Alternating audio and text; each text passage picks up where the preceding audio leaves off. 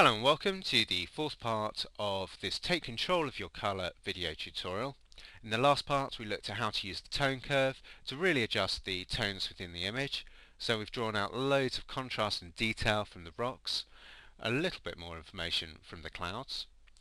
Now what we're going to do before we move into Photoshop itself is just to do a little bit of selective colour enhancement. So we're really going to draw out some of the colours from the rocks and also from the sky.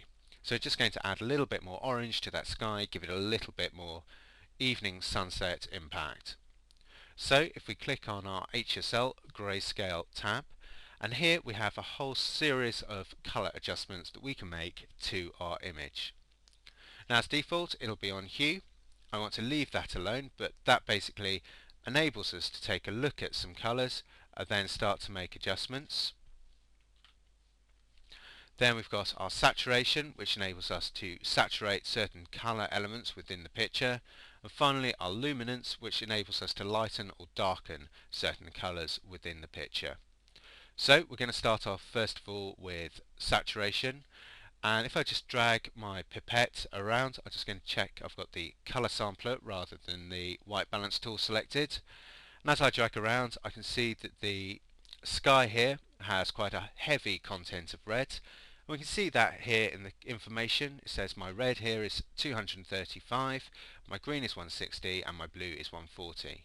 So I really know that I want to start adjusting my reds, my oranges, and my yellows to really boost the sky.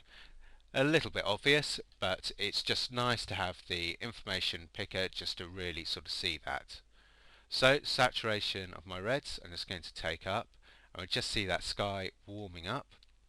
Again we'll do the same with the orange, and we can really see the effect the orange is having, and the same with the yellow, and we can just see that over on the right hand side.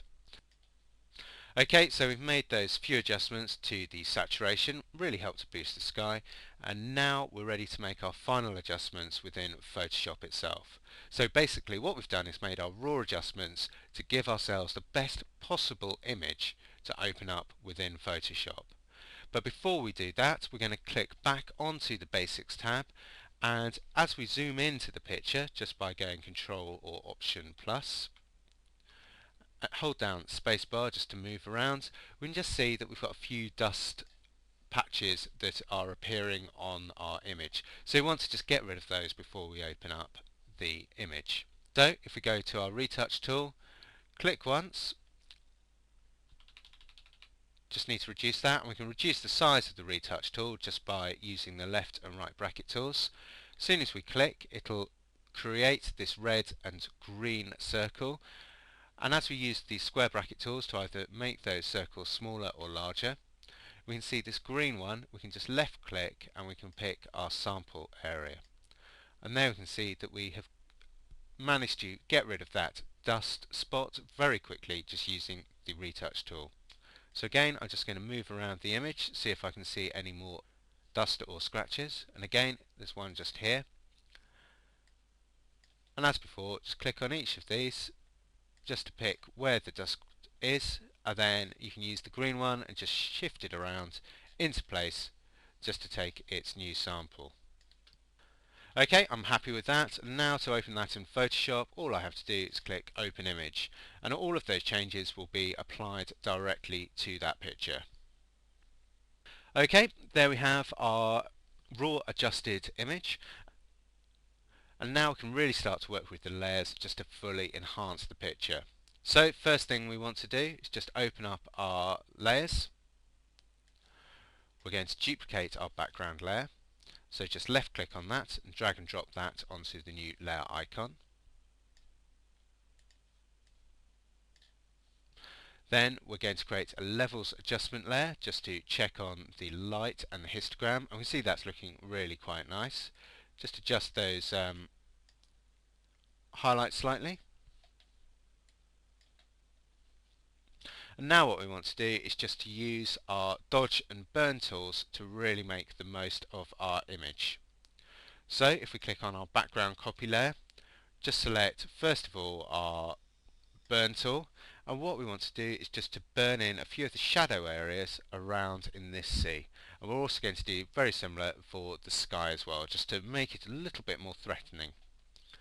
So if I just put my layers back there, and now what I want to do is just making sure that I've got very low opacity on my brush, just drag it over the sea area, and likewise I want to just start to do the same over the sky, and you can really see how it's pulling out a lot of that cloud detail. Now at the moment I've got exposure of 5%, and you can really see the effect that that has on our image. What you've also got to make sure that you're doing as you're doing this is just really pay attention to the light and where the light's falling. And by doing this you can actually start to sort of draw paths within the picture, which will just help to draw focus when you're actually processing the whole image. So here we can see the shadow that is falling onto the sea caused by the clouds, and we really would want to just pull that out and really make something of it. And you can see that as well just here in the rock where the water's a little bit calmer.